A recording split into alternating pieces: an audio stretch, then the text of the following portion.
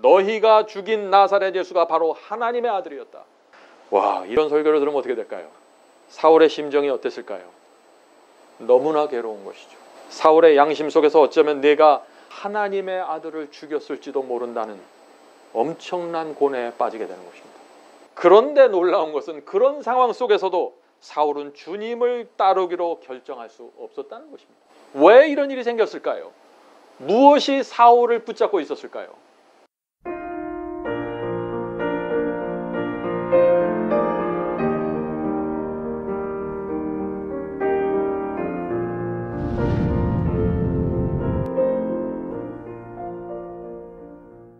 오늘 저는 좀 특별한 주제의 말씀을 좀 나누려고 합니다. 여러분 아십니까? 하나님께서 우리 사람들을 인도할 때 어떤 특별한 도구를 사용합니다. 그것이 무엇일까요? 시편 23장 보시면은요, 하나님께서 지팡이와 막대기를 이용해서 우리를 인도하는 장면이 나옵니다. 시편 23편 4절입니다.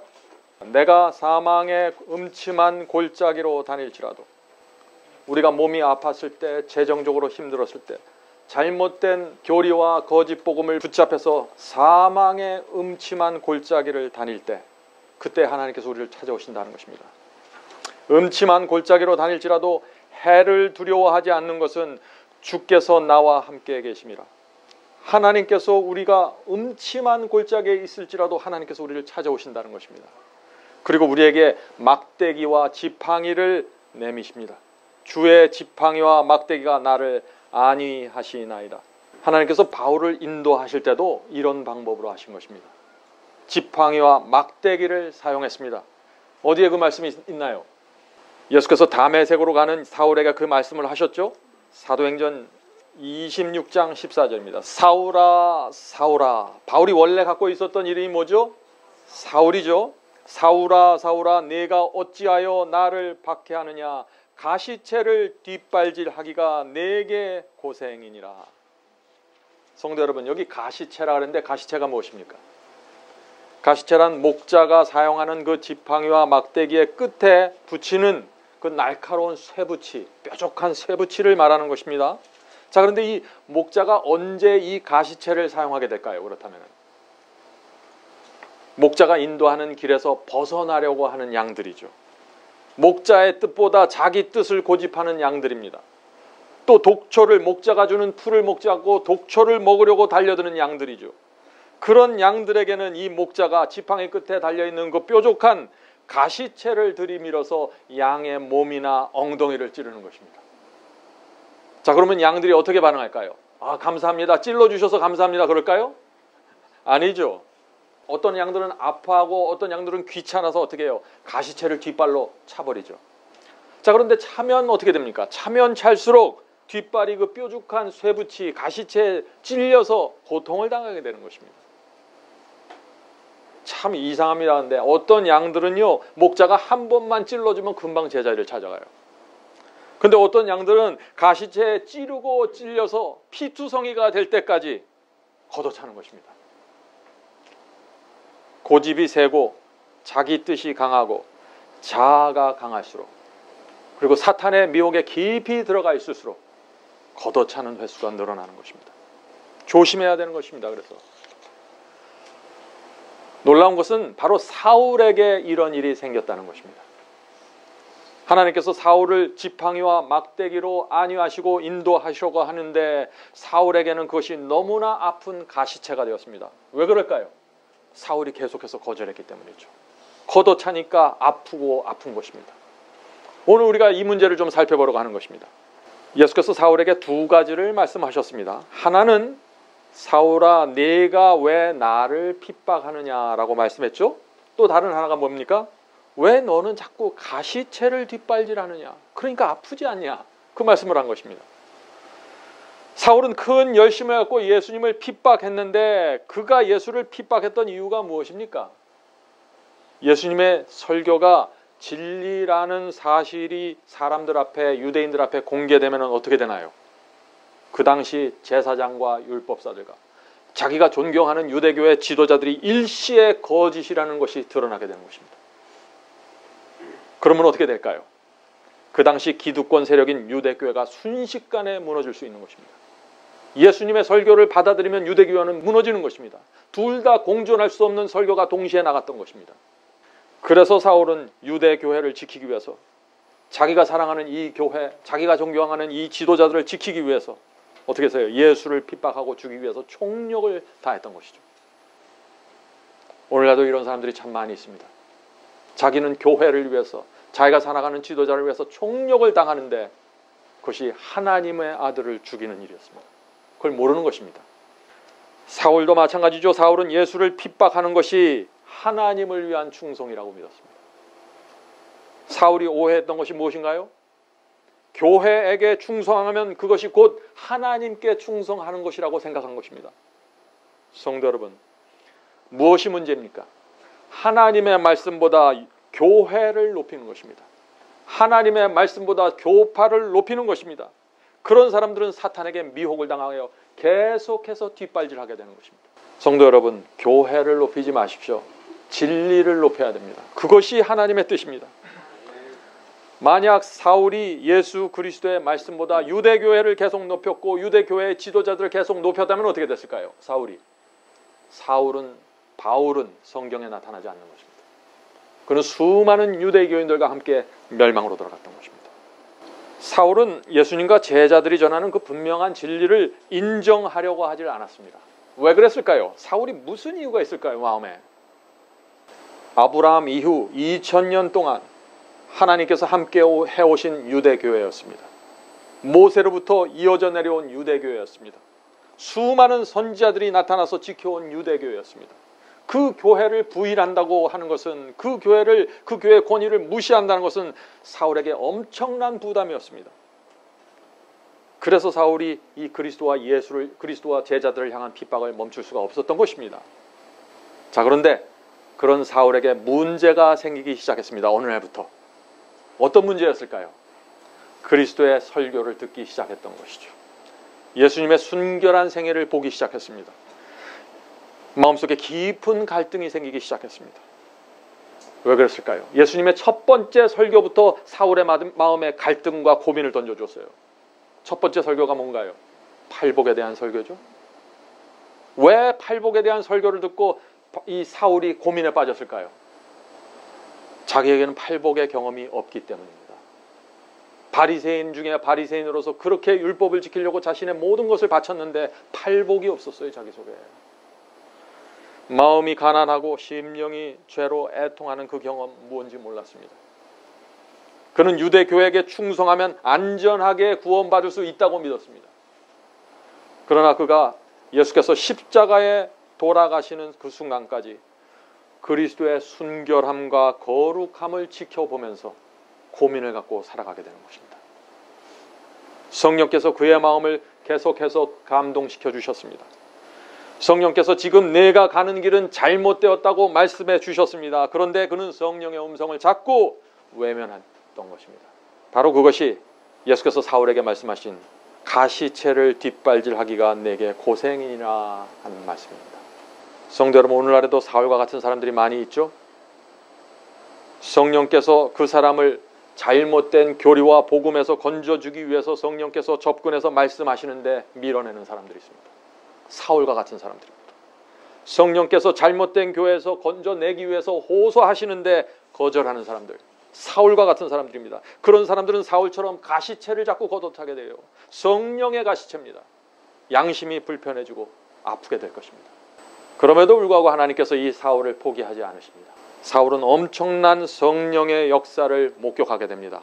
언제요? 십자가 이후에. 오순절에 그런 일이 생겼죠. 오순절이 돼서 하늘에서 그 다락방에 모여있던 그 120명에게 성령을 퍼부어주는 일이 생겼습니다. 그때부터 사울은 더 깊은 고민 가운데 들어가죠. 자기가 핍박했던 예수께서 3일 만에 부활하셨어요. 하늘로 승천하셨습니다. 그리고 오순절이 되면서 하늘에서 큰 성령이 내려와서 어떤 일이 생겼어요? 자기가 그렇게 무시했던, 하찮게 보았던 이 무식한 제자들이 방언으로 설교하고 온갖 이적을 행하는 것입니다. 예수께서 이 땅에서 행하셨던 모든 이적들이 이 제자들 속에서 일어나는 모습을 보는 것입니다. 그러면서 이 제자들의 설교가 달라지기 시작하는 것이죠. 하루에 설교할 때 3,000명이 회개하는 일들이 생겼습니다. 사울의 인생에서, 바리새인들에서, 제사장들 속에서 도무지 없었던 일들이 생기는 것입니다.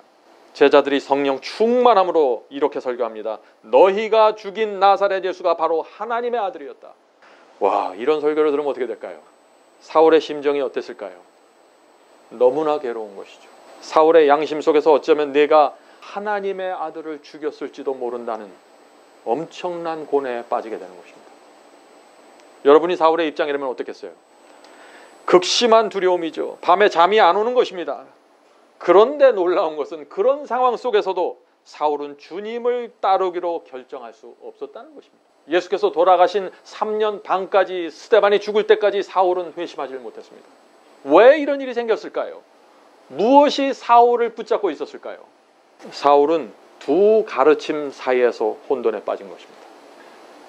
유대 교회에서 그 당시 가르쳤던 가르침과 예수님과 제자들이 가르친 이 두 가르침 사이에 껴갖고 무엇 하나를 결정하지 못한 것입니다. 이 문제는 굉장히 중요한 문제입니다. 왜냐하면 오늘날도 이와 똑같은 일들이 오늘날 교회 안에서 벌어지고 있기 때문이죠. 유대 교회는 수천 년 동안 아브라함과 조상들처럼 양을 잡아서 죽어야만 죄를 용서받고 구원받을 수 있다고 가르쳐온 교회였습니다. 사울도 그런 가르침 속에서 태어났고 자라고 성장했어요.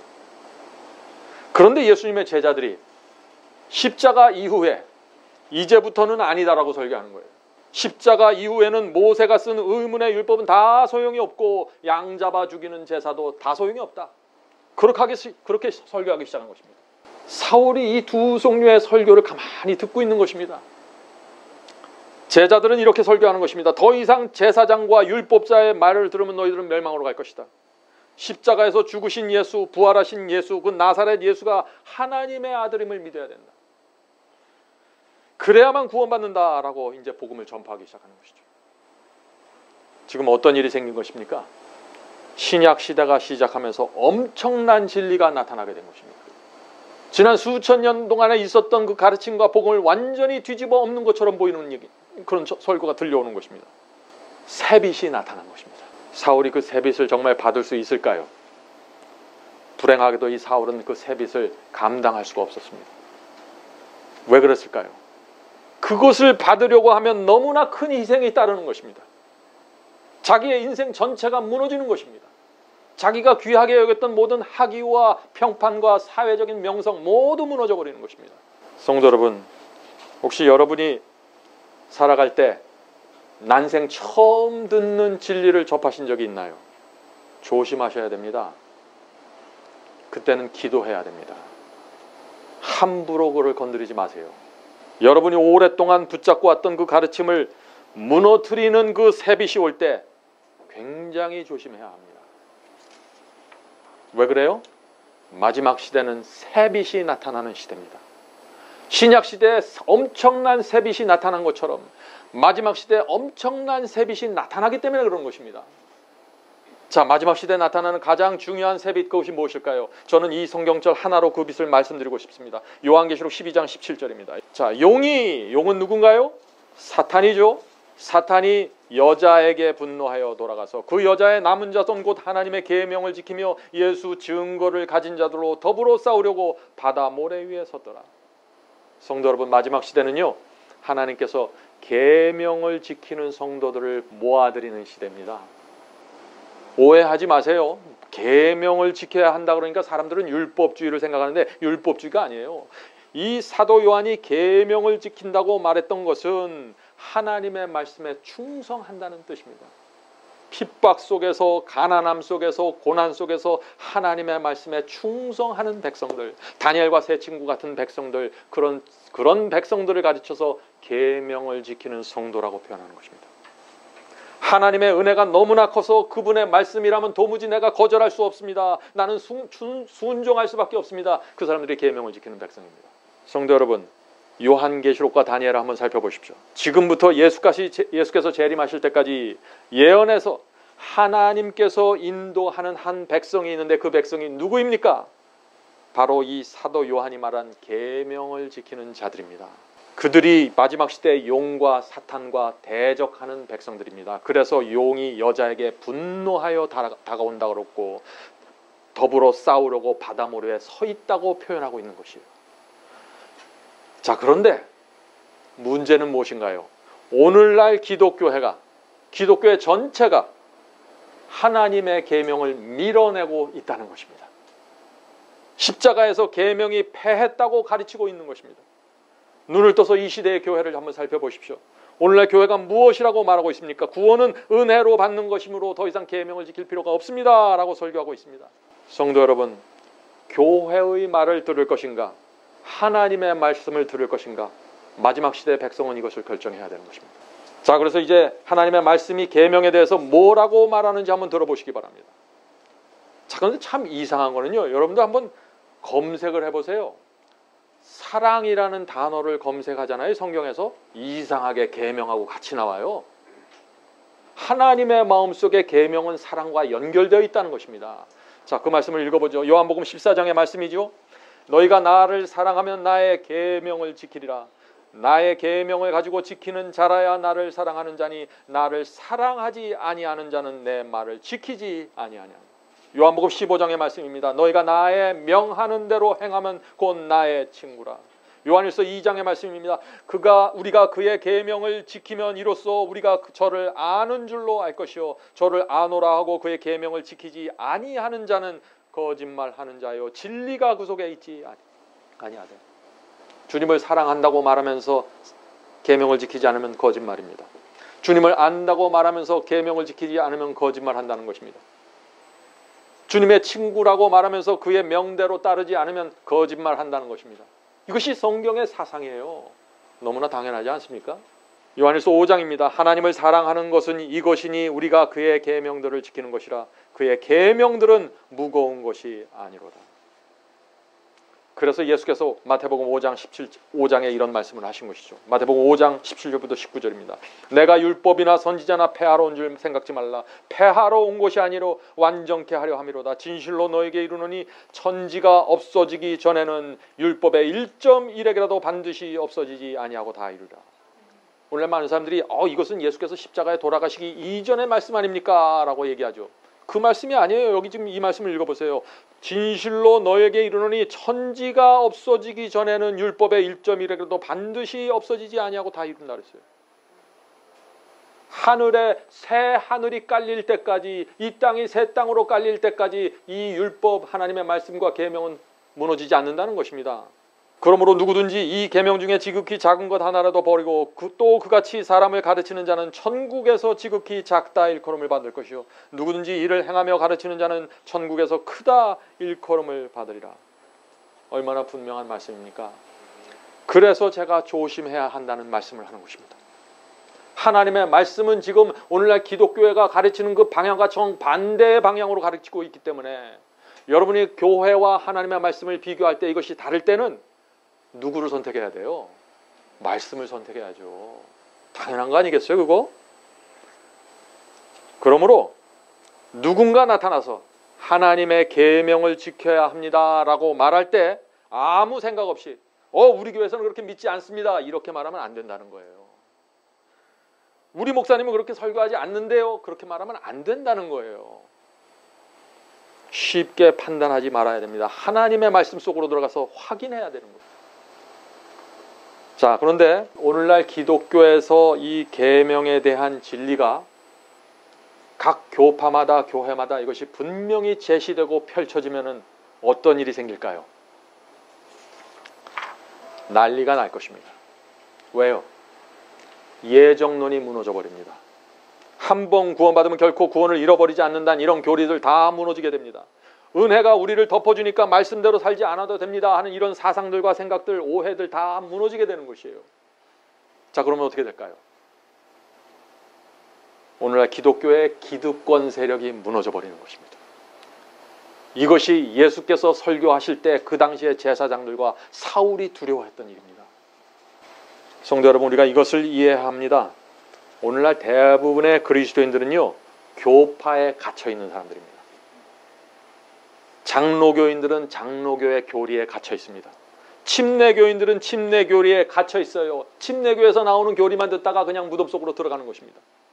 천주교인들은 천주교의 교리에 갇혀 있습니다. 거의 모든 사람들이 자신의 교파 밖에 있는 말씀을 단 한 번도 제대로 듣지 못하고 무덤 속으로 들어가는 것이에요. 이 상황이 이해가 되십니까? 그래서 저희가 유튜브에서 마지막 사명이라는 그 채널을 오픈해서 말씀을 공개하는 것입니다. 모든 교파와 교단을 넘어가는 그런 말씀들 말이죠. 이 세상 모든 교파에 흩어져 있는 진리를 하나로 묶어서 제시하는 것입니다. 그것이 저희의 사명입니다. 그래서 지금 현재 교회에 다니고 있는 사람들 거의 대부분은 아무리 교회를 오래 다녔다고 할지라도 하나님의 말씀과 하나님의 진리를 아주 부분적으로만 이해할 수밖에 없어요. 내 교파 밖에 있는 말씀들은 생전 접해보질 못하니까. 그런데 놀라운 것은 그렇게 갇혀있는 사람들이 어떤 생각을 해요? 우리 교회 교리만 따라가면 구원받겠지, 내 교회 목사님만 따라가면 구원받겠지, 이렇게 살다가 인생을 마감한다는 것이에요. 얼마나 슬프고 두려운 일입니까? 교파에 갇혀서 진리의 전체를 보지 못하고 그저 코끼리의 한 다리만을 보면서 이것이 내가 믿는 진리다라고 생각하고 있는 것이요. 그것이 현실입니다. 그렇기 때문에 오늘날 진리의 전체가 제시되면 어떻게 될까요? 온갖 방해와 핍박이 몰려오게 되는 것입니다. 수많은 교회와 수많은 목사들이 일어나서 진리를 듣지 못하게 교인들을 막아서는 것입니다. 왜냐하면 성도들이 이 진리의 전체적인 모습을 보면 어떻게 돼요? 교파와 교회가 흔들리고 무너지고 교인들이 교회를 떠나버릴 수 있기 때문에 두려운 것이죠. 진리가 전파되는 것을 두려워하는 것입니다. 하나님의 종들인데, 교회를 섬기는 사역자들인데 진리가 전파되는 것을 두려워하고 무서워하는 것입니다. 이것이 예수께서 오셔서 이 땅에서 벌어진 일들입니다. 그래서 유대교회 거의 모든 교인들이 미혹당하게 된 것이에요. 메시아를 십자가에 못 박은 것입니다. 예수께서 성령의 능력으로 말씀을 전했습니다. 그러면 사람들의 마음이 움직이고 감동을 받게 됩니다. 그렇게 되면 어떻게 해요? 바리새인들이 그것을 눈치채고 바로 사람들을 모아서 회당에 모여서 예수님의 설교를 뒤집는 설교를 또 하는 것입니다. 그들의 교리집을 펼쳐놓고 예수님께서 전하신 설교와 진리를 비판하는 것이죠. 그럼 사람들은 또 아무것도 모르고 우리 바리새인, 우리 목사님, 우리 지도자가 맞구나 하고 또 따라가는 것입니다. 이렇게 그 당시 진리를 가르치는 자의 비판이 팽배해 있었기 때문에 일반 성도들과 일반 유대인들은 그 당시 기득권 세력의 눈치를 보면서 살게 되는 것입니다. 그들의 미혹에서, 지배에서 벗어나지 못하는 것입니다. 결국 유대교회 전체가 예수 그리스도를 죽이는 일에 연합해서 동참했던 것입니다. 사울도 그 당시 유대교회 기득권의 그 지배와 미혹에 있던 사람입니다. 그의 마음속에는 오직 유대교회만이 정통이었고 가장 안전한 교회라고 생각했습니다. 유대교회가 어떤 교회인가요? 사울이 태어난 교회입니다. 자라나면서 정든 교회입니다. 수십 년 동안 다닌 교회입니다. 그래서 유대교회를 도무지 떠날 수가 없었던 것입니다. 만약 사울이 예수 그리스도의 말씀을 진리로 받아들이고 인정하면 어떻게 될까요? 바로 그 순간 그는 유대교회로부터 격리되고 가족과 사회로부터 따돌림을 당하게 됩니다. 사울은 그것을 감당할 수 없었을 것입니다. 그래서 사울은 계속해서 밀려오는 그 세빛을 거절하게 되고 제자들을 핍박하는 일을 멈출 수가 없었던 것이죠. 그러는 와중에 계속해서 사울은 어떤 일을 합니까? 뒷발질을 하는 것이죠. 성령의 음성과 가시체를 계속해서 걷어차면서 고통스러워하고 고민하게 되는 것입니다. 주님께 갈 수가 없는 것입니다. 고통스러웠지만 주님께 갈 수가 없었던 것이죠. 성도 여러분, 이 마지막 사명 예언학교에 많은 분들이 들어오고 공부를 하십니다. 그분들 중 많은 분들이 진리가 무엇인지 예언학교를 통해서 깨닫게 됩니다. 진리를 받으라는 성령의 호소를 듣게 됩니다. 자신이 다니는 교회의 설교와 복음에 문제가 있다는 사실을 깨닫게 됩니다. 그럼에도 불구하고 많은 분들이 진리를 결정적으로 붙잡지를 못해요. 왜 그럴까요? 하나님보다 사람을 두려워하기 때문이죠. 하나님보다 손해와 희생을 두려워하기 때문입니다. 하나님보다 정든 교회, 내가 다닌 이 교회를 더 사랑하기 때문입니다. 그래서 진리를 외면하는 것입니다. 성도 여러분, 우리가 이 점에 있어서 정직해야 됩니다. 내가 지금 진리를 당장 따라가든 따라가지 못하든지 간에 우리는 정직하게 하나님 말씀 앞에 서 있어야 되는 것이에요. 그래야 양심의 고통이라도 받을 수 있는 것입니다. 거기에 기회가 있는 것이에요. 성도 여러분, 진리는 초라하고 인기가 없는 것입니다. 하나님의 아들이 이 땅에 오셨을 때도 초라했고 인기가 없었습니다. 누가 예수 그리스도를 인정해 주었습니까? 물론 예수께서 죽은 자를 살리고 빵을 나눠주고 물고기를 나눠줄 때는 수많은 군중들이 몰려들었죠. 그러나 예수께서 그들을 향해서 돌아서서 진리를 있는 그대로 제시하기 시작하면 어떻게 됐습니까? 그들이 다 썰물처럼 빠져나갔습니다. 그러면서 이렇게 얘기하는 것이에요. 말씀이 너무 어렵습니다. 이해하기 어렵습니다. 정말 진리가 그렇다면 누가 천국에 들어가겠습니까? 이러고 진리를 다 떠나버리는 것이에요. 그때나 지금이나 마찬가지라는 것입니다. 성도 여러분, 하늘의 왕이 왜 이 땅에 오셨나요? 진리를 세우기 위해서 오신 것입니다. 진리를 세우다가 십자가에 못 박혀 돌아가신 것입니다. 그런데 사람들은 예수를 믿는다고 말하고 예수를 안다고 말하고 예수를 사랑한다고 말하면서 그 진리를, 예수께서 세우셨던 그 진리를 외면하는 것입니다. 얼마나 두려운 일입니까? 우리가 진리를 대할 때 이것을 좀 이해해야 할 필요가 있습니다. 어떤 때는요, 이 진리가 하나님의 말씀이 놀라운 섭리를 통해서 우리 앞에 펼쳐질 때가 있어요. 어떤 기적과 함께. 그럴 땐 우리가 그 기적을 보면서, 놀라운 섭리를 보면서 이것이 진리인가 보다 하고 받아들이기가 좀 쉽겠죠. 그런데 대부분의 경우에는 그렇지가 않아요. 내 스스로 열심을 내야 찾아야만 그것을 찾게 되는 것입니다. 감추인 보화예요. 광산에서 금맥을 찾듯이 집중해서 파헤쳐야 됩니다. 그래야만 이것이 진리라는 확신이 내 마음속에 새겨질 수 있는 것이에요. 그런 사람들에게 성령께서 가셔서 확신을 주는 것입니다. 오늘 많은 사람들이 이런 정신과 태도가 없기 때문에 진리가 스쳐 지나가는데 그것을 알아보지 못하고 멸망당하는 것이에요. 성도 여러분, 그러므로 우리가 새로운 빛을 받았을 때, 새로운 진리를 접했을 때, 이것이 진리라는 사실을 성령께서 내 마음속에 알려주셨을 때 조심해야 한다는 것입니다. 특별히 의의 길로 인도하는 복음이 들려올 때, 구원의 조건이 있다는 설교가 들려올 때, 하나님의 말씀에 충성해야 된다는 설교가 들려올 때, 참된 회개와 거룩함이 무엇인가라는 것을 제시하는 설교가 들려올 때, 그때 양심 깊은 곳에서 들려오는 음성을 놓치면 길을 잃어버립니다. 하나님의 음성은, 성령의 음성은 번개처럼 오는 것이 아니에요. 우레처럼 우당탕탕 하면서 우리를 딱 깨워버리는 것이 아닙니다. 우리의 양심 속에 아주 세미한 음성으로 스쳐 지나가는 것이에요. 그것을 놓치면 끝이에요. 그래서 하나님께 자신의 생애를 두려워하는 사람들은 진리를 잃어버리게 되고 구원을 잃어버리게 되는 것입니다. 두려움이 문제입니다. 두려움. 내가 이 세상을 놓아야 한다는 두려움, 내가 있는 교회를 떠나야 한다는 두려움, 내 친구와 가족들로부터 등을 돌릴 수밖에 없다는 두려움, 이 모든 두려움 때문에 사람들이 진리를 접근하지 못하는 것입니다. 진리가 인기가 있고 재미가 있고 모든 사람들의 인정을 받으면 누가 진리를 버리겠어요? 그래서 요한일서 4장 18절에 이런 말씀이 있는 것입니다. 요한일서 4장 18절입니다. 사랑 안에 두려움이 없고 온전한 사랑이 두려움을 내쫓나니 두려움에는 형벌이 있습니다.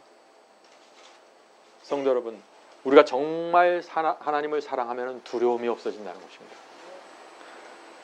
그런데 그 두려움에 붙잡혀 있으면 형벌이 남아있는 건 형벌밖에 없다는 것이죠.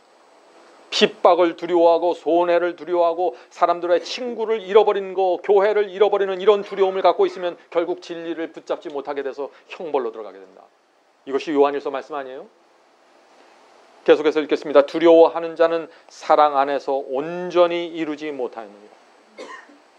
성도 여러분, 우리 마음속에 두려움이 스쳐 지나갈 수 있습니다. 그러나 그 두려움이 우리 속에 있는 하나님께 대한 사랑과 충성을 지배해버린다면 그것은 사랑이 아닙니다.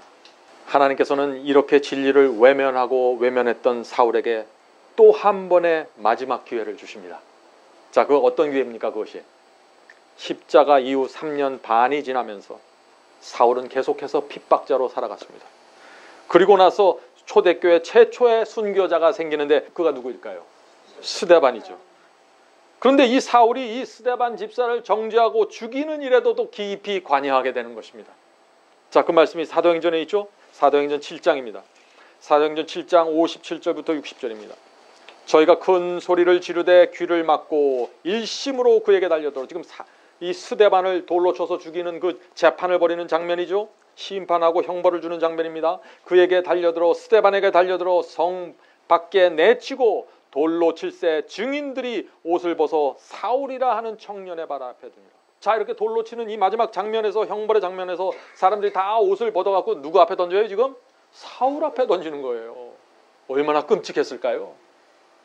지금 내가 메시아를 죽였다는 자책감에 사로잡혀 있는데, 내가 죽이려고 그렇게 쫓아다니던 제자들이 지금 방언을 하고 온갖 기적을 하고 하늘에서 능력을 받아서 움직이고 있는데, 지금 자기가 이 초대교회 최초의 순교자를 만드는 그 장면에 자기가 또 앞장서게 되는 것입니다. 얼마나 두려웠을까요? 계속해서 읽어보겠습니다. 저희가 돌로 스데반을 치니 스데반이 부르짖어 가로되, 돌에 맞아 죽어가는 이 스데반의 말을 잘 들어보시기 바랍니다. 주 예수여, 내 영혼을 받아주시옵소서 하고 무릎을 꿇고 크게 불러 가로되, 주여, 이 죄를 저들에게 돌리지 마옵시고 이 말을 하고 자니라. 스데반의 성품입니다. 스데반이 남긴 이 마지막 말, 이 말이 사울의 심장을 파고들지 않았겠어요? 우리가 이 세상에 살면서 정말 주님께 우리의 자신을 드리고 헌신하고 충성할 때, 우리의 모습을 통해서 우리 주변에 있는 사람들의 심장을 파고드는 성령의 역사가 이루어진다는 것입니다. 이때 바로 다시 한번 성령의 큰 가시체가 사울의 양심을 깊이 또다시 찌르는 것입니다. 사울은 돌에 맞아 죽어가는 이 스데반의 얼굴에 나타난 그 거룩한 평안을 봤습니다. 깊은 혼란에 또 빠지는 것입니다. 사울의 마음속에 이런 생각이 떠오르지 않았을까요? 나는 정통이고 모든 유대교인들이 나를 인정해주고 있고, 스데반은 분명히 이단인데 어떻게 죽어가는 스데반의 얼굴에 내 얼굴에 없는 것이 나타날 수 있을까? 나에게 없는 하늘의 평안이 어떻게 그에게 나타날 수 있을까? 성도 여러분, 여러분은 사울의 고뇌를 이해하시겠습니까? 사울이 수년 동안 받아온 그 성령의 가시체가 이해가 되나요? 사울은 어떤 사람이었습니까? 사울은 어렸을 때부터 모세의 오경을 외우던 사람입니다. 겉으로 보기에 신실한 유대교인이었습니다. 성공적인 바리새인이었습니다. 그러나 속으로는 철저하게 불행한 사람이었습니다. 왜 불행했을까요? 왜냐하면 너무나 오랜 세월 동안 성령과 싸웠기 때문이죠. 그래서 사울은 양심의 고통을 위해서 교회에 충성하기로 한 것입니다. 교회가 원하는 것이라면 다 하기 원했던 것입니다. 오늘날도 그런 사람들이 많이 있습니다. 교회에서 먹고 자면서 교회 일을 충실하게 충성스럽게 하고 섬기는 사람들이 얼마나 많은지 몰라요. 그런데 하나님의 말씀 자체에는 순종하지 않는 것입니다. 사울과 같은 사람들입니다. 그런 사울에게 드디어 그리스도께서 나타나십니다. 언제 나타나셨어요? 하늘에 승천했던 예수께서 다메섹으로 가는 길에서 지금 사울을 찾아오시죠. 자, 우린 여기서 한 가지 또 의문을 갖게 됩니다. 어떤 의문입니까? 왜 예수께서는 하필이면 사울에게 나타나셨을까요? 사울은 핍박자였는데, 유대 땅에 수많은 제사장과 바리새인들이 있었는데 그 중에 왜 사울에게 예수께서 나타나셔서 당신의 모습을 보여주시고 진리를 가르치시고 그를 회개케 하셨습니까? 왜 하나님께서 핍박자 사울을 선택했을까요? 하나님께서는요, 오랫동안 사울의 고통을 지켜보았습니다. 다른 바리새인과 율법사들도 물론 예수를 핍박했습니다. 사울처럼. 그런데 그들에게는 무엇이 없었어요? 영혼의 고통이 없었습니다. 정직한 고통이 없었어요. 그들에게는 사울이나 니고데모와 같은 고민이 없었어요. 그들은 단지 출세를 위해서 핍박했던 것입니다. 자신의 안정과 보호를 위해서 핍박했던 것이에요. 성전에서 장서를 해도 영혼 속에선 죄로 인한 고통이 없는 것입니다. 예수님의 거룩한 생애를 보면서도, 오순절 이후에 전파됐던 제자들의 능력 있는 그 설교를 들으면서도 예수가 메시아라는 사실이 드러날까 봐 전전긍긍하면서 그것을 은폐하는 일에만 전념했던 것입니다. 사울과는 다른 것이에요. 겉으로 볼 땐 똑같이 보일지 몰라도 사울은 핍박자의 삶을 살았지만 양심의 고통 속에서 살았던 것입니다. 예수께서는 바로 그것을 지목했던 것입니다. 그것을 지켜보았던 것이에요. 그래서 사울은 죄를 범할 때마다 양을 잡아서 성소에 갔지만 그곳에서도 사울은 영혼의 평안을 얻을 수가 없었던 것입니다. 특별히 예수 그리스도의 십자가 이후에 제자들과 초대교회 교인들은 양을 잡지 않기 시작했습니다. 근데 자기는 죄를 범할 때 또 양을 끌고 가야 되는 것입니다. 얼마나 고민이 되었을까요? 사울은 죄책감을 해결하지 못한 채 고통 속에서 긴 세월을 보내야만 했습니다. 예수께서 바로 그러한 사울의 모습을 놓치지 않은 것입니다. 그래서 다메섹으로 가는 사울을 찾으셨고 그를 사도로 선택하셨다 하는 것입니다. 성도 여러분, 오늘날에 두 무리가 교회 안에 존재합니다. 어떤 무리입니까? 한쪽에는 사울처럼 죄로 인한 영혼의 고통이 있는 무리입니다. 그 고통을 어떻게 해결할 줄 몰라서 괴로워하면서 정직한 그리스도인들이 있는 것입니다. 성령의 음성을 들으면서 괴로워하는 영혼들, 새로운 빛을 받았고 깨달았는데 가족과 교회 때문에, 직장 때문에 고민하는 성도들이 있는 것입니다. 저는 그런 분들을 개인적으로 동정하기 원합니다. 그런데 고민하는 데서 멈추면 아무 소용이 없다는 것을 또 아셔야 되는 것이에요. 우리 영성교실의 교재로 사용하는 책이 있죠? 예수께 가는 길 47, 48페이지에 이런 말씀이 있습니다. 제가 그 말씀을 읽겠습니다. 선과 성결에 대한 욕망은 좋기는 좋으나 만일 그곳으로만 그친다면 그것은 아무 소용도 없다. 많은 사람은 그리스도인이 되려고 희망하고 소원만 하다가 멸망으로 들어가게 될 것이다. 아주 핵심을 찌르는 말씀이에요. 저들은 저희의 마음을 하나님께 바치는 데까지 이르지 않았다. 저들은 지금 그리스도인이 되기를 결정하지 않는다. 제가 아는 어떤 분은요, 수년 동안 결정하지 못한 채 머뭇거리고 있습니다. 수많은 사람들이 그러고 있어요. 진리를 앞에 놓고 결정하지 못하는 것입니다. 저는 그런 분을 볼 때마다 참 염려가 됩니다. 자, 계속해서 읽어보죠. 그대들이 진리와 의를 붙잡고 선택할 때 생애에는 전격적인 변화가 생기게 될 것이다. 그대들의 의지를 그리스도께 바침으로써 그대들은 정사와 권세를 초월한 능력자 하나님과 연결된다. 진리를 앞에 놓고 머뭇거릴 때는 하나님과 연결된 것이 아니에요. 그럴 때는 계속 성령의 호소만 듣고 있는 것이에요. 계속 가시치로 찔림을 받고 있는 상태예요. 연결된 상태가 아니에요. 아직 연결된 상태는 진리를 붙잡고 그 하나님의 말씀 앞에 내가 무릎을 꿇고 굴복하는 것입니다. 주여, 제가 이 말씀을 따르겠습니다. 도와주시옵소서. 하나님과 연결되는 순간입니다. 하나님과 연결돼야만 위로부터 능력을 얻게 될 것이고, 그렇게 해야만 새로운 생애, 곧 믿음의 생애를 살 수 있게 될 것이다. 얼마나 분명한 말씀입니까? 진리에 굴복하지 않고 순종하지 않는 한 아무것도 이루어지지 않을 것입니다. 계속해서 고민하고 계속해서 가시채를 맞아서 찔림을 받게 될 것입니다. 언제까지요? 양심이 단단해서 완악해질 때까지, 더 이상 찔림을 느끼지 못할 때까지 하나님께서 성령을 통해서 찔러주실 것입니다. 그것이 하나님의 은혜죠.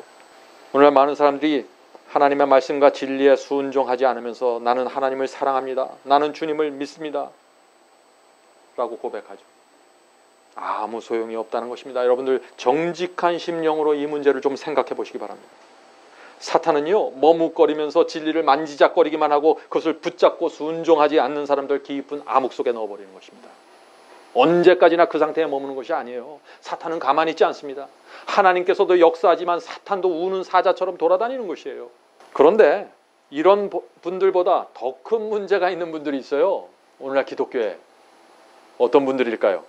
죄에 대한 고민과 고뇌가 무엇인지조차도 모르는 사람들입니다.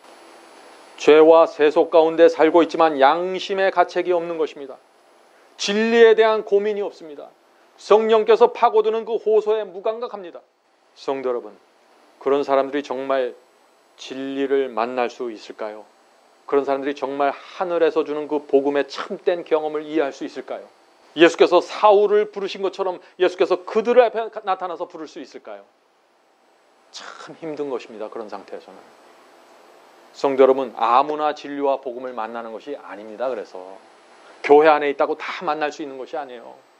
세 종류의 사람들이 성령의 이끄심을 받고 진리 가운데 들어가게 될 것입니다. 잘 들어보시기 바라요. 세 종류의 사람들입니다. 첫째는 죄로 인한 고통이 있는 사람들입니다. 어떻게 하면 내가 죄를 용서받고 이 죄로부터 내가 해방될 수 있는가 고민하는 사람들, 그 사람들이 그리스도를 만나고 진리를 만나게 될 것입니다. 삭개오도 그런 사람들이었습니다. 막달라, 마리아, 이 모든 사람들은 자신이 쓰레기라는 사실을 알았어요. 처참한 죄인이라는 사실을 알았습니다. 양심의 큰 고통을 받았습니다. 성령의 가시체가 그들을 찌르고 찔렀습니다. 그래서 그들은 그리스도 앞으로 나가게 된 것입니다. 그리스도를 향해서 온 마음을 다해서 손을 뻗게 된 것입니다. 죄로 인한 고통이 있는 영혼들은 손을 뻗게 되는 것입니다. 두 번째, 의를 간절하게 사모하는 사람들입니다. 의가 무엇이고 그리스도의 의의 옷을 입는 것이 어떤 경험이고 그리스도 안에 거하는 경험이 무엇인지 정말 알고 싶은 갈망이 마음에 채워져 있는 사람들, 그런 사람들이 성령께서 접근하실 때 그 성령의 음성을 붙잡게 되는 것이죠. 만약 어떤 사람이 죄로 인한 고통도 없고 의에 대한 사모함도 없을 때 어떻게 될까요? 그런 사람에게 하나님께서 사용하시는 마지막 수단이 있습니다. 그것이 무엇일까요? 그것은 고난입니다. 마지막 수단입니다. 자, 세 번째 사람들, 고난 당할 때 주님을 향해 간절하게 손을 뻗는 사람들입니다.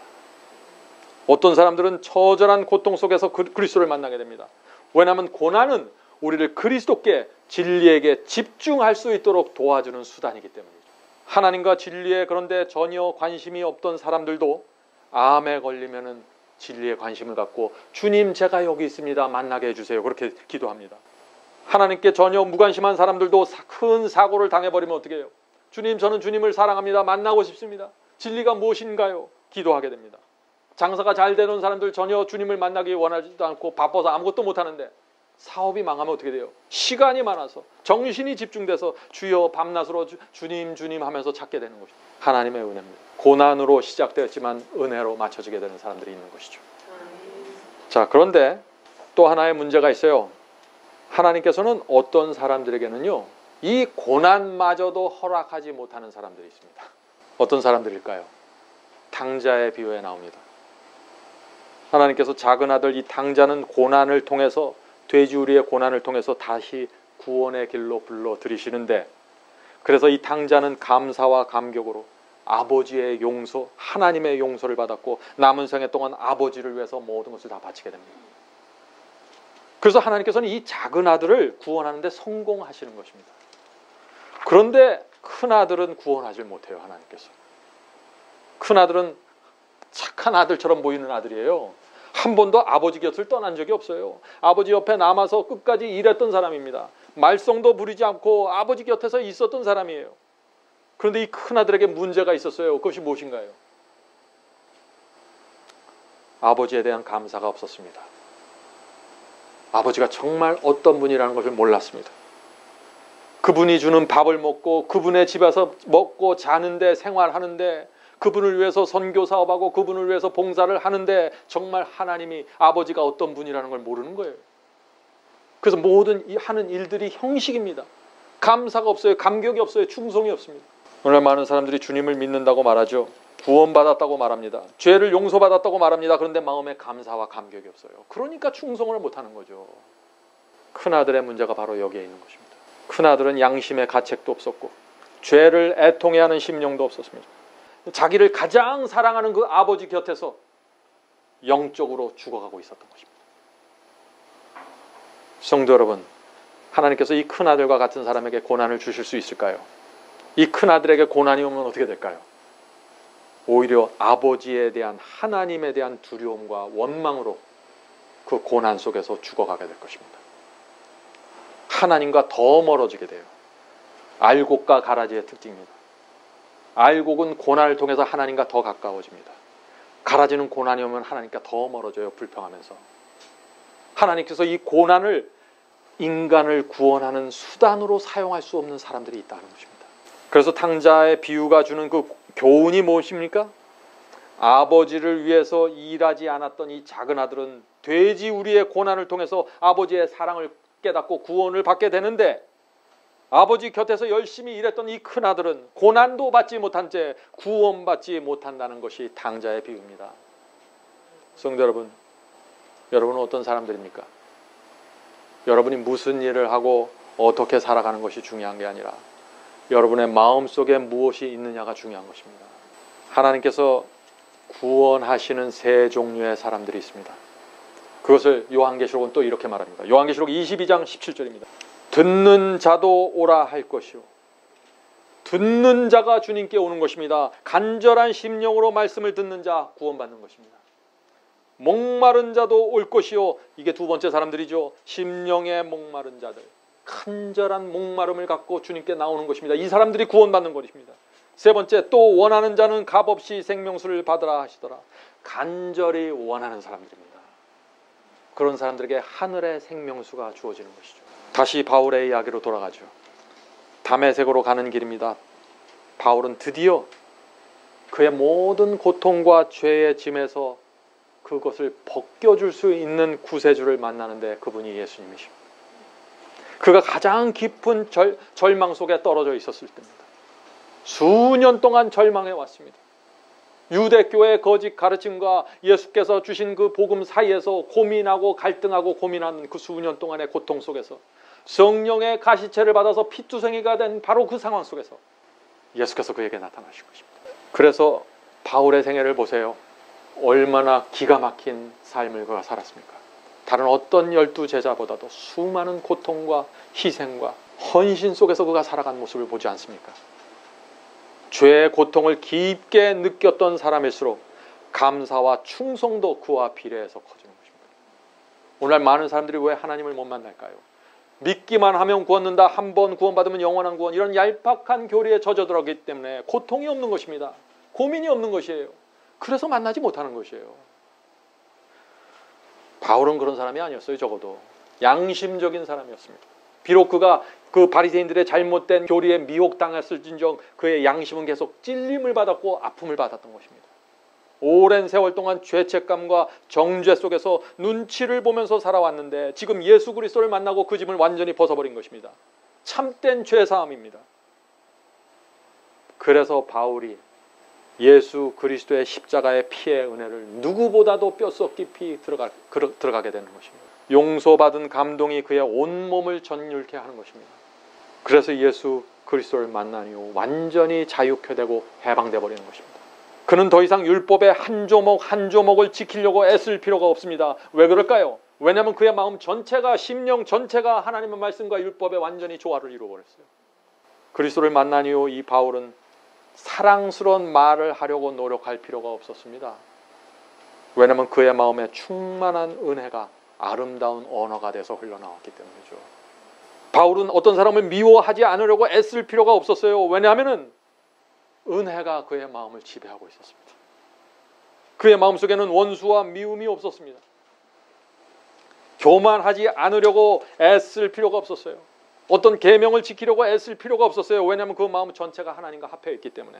그의 마음 어디에서도 높아지고자 하는 정신이 없었어요. 모든 것을 쓰레기처럼 오물처럼 버렸습니다. 이것이 참된 신앙입니다. 마음 전체가 주 앞에 굴복된 상태. 거짓말하려고 조심하고 애쓸 필요가 없어요. 왜냐하면 그의 영혼 어디에도 거짓말하려고 하는 의도와 소원이 없었습니다. 이것이 어려운 경험인가요? 거듭난 경험입니다. 십자가 앞에 나가서 자신을 완전히 굴복한 경험이죠. 성령께서 들어오셔서 은혜로 내 마음을 지배한 경험입니다. 그리스도를 만나기 이전에는 그 사울이 그토록 노력해도 안 됐던 것들이 예수를 만남으로써 모든 것이 가능해지게 된 것입니다. 성도 여러분, 이것이 우리에게 필요한 경험이 아닙니까? 성령께서 오늘 우리에게 찾아오셔서 하나님의 말씀과 우리가 하나가 되는 경험으로 인도해 주시길 제가 간절히 바랍니다. 귀하신 주여 날 붙드사 주께로 날마다 더 가까이. 하늘에 계신 아버지, 주님은 귀하신 분인데 저희가 너무 주님을 귀하지 않게 대했습니다. 주님의 말씀은 너무나 중요한데 저희가 주님의 말씀을 중요하지 않게 대했습니다. 주여 저희를 용서해 주시옵소서. 저희가 부족할지라도 가시째에 찔리는 고통을 통해서라도 주님을 만나기 원합니다. 사울처럼 결국에는 주님께 모든 것을 드리고 바치는 헌신으로 나가기 원합니다. 주여 저희를 인도해 주시옵소서. 지나간 저희 생애 속에 있던 배반과 불충성을 용서해 주시고 더러운 영들에 끌려 이리저리 끌려다녔던 저희들의 부족함을 용서해 주시옵소서. 이제 주 앞에 나가 새로운 삶을 살기 원합니다. 주여 성령으로 오셔서 저희의 마음을 씻어주시고 진리의 귀중함을 보여주셔서 오직 진리만을 통해서 구원이 이루어질 수 있다는 사실을 깨달을 수 있도록 도와주시옵소서. 하늘에 계신 아버지, 이 시간 저희가 주 앞에 나가 저희의 마음과 생애를 드리기 원합니다. 성령께서 오셔서 저희의 헌신을 받아주시고 남은 생애 동안 하나님을 배반하지 않고 하나님을 높이면서 충성하는 삶 살 수 있도록 도와주시옵소서. 그 길 속에서 우리가 만족을 느끼고 그 길 속에서 우리가 참된 평안을 느낄 수 있음을 저희가 압니다. 주여 도와주시옵소서. 이 모든 말씀 예수 그리스도의 이름으로 간절히 기도드립니다. 아멘.